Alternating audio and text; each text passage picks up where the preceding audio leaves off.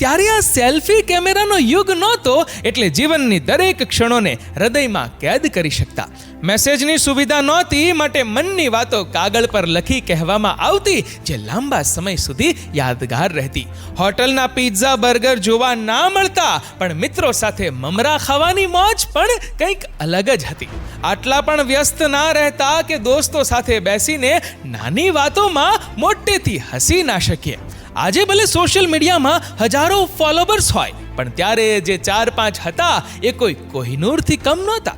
આજે ભલે મોટી ગાડીઓમાં ફરતા થઈ ગયા, પણ જે ખુશી એક સાયકલમાં 3ની સવારી કરવાથી મળતી એ આજે ક્યાં છે?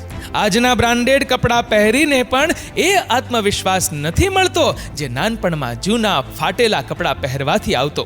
ખબર નહીં આ ભાગદોડવાળી જિંદગીમાં લોકો એકબીજાથી આટલા દૂર કેમ થઈ ગયા છે. મિત્રો, તમારું આ વિડીયો વિશે શું કહેવું છે કમેન્ટ કરજો, અને વિડીયો ગમ્યો હોય તો લાઈક કરજો અને શેર પણ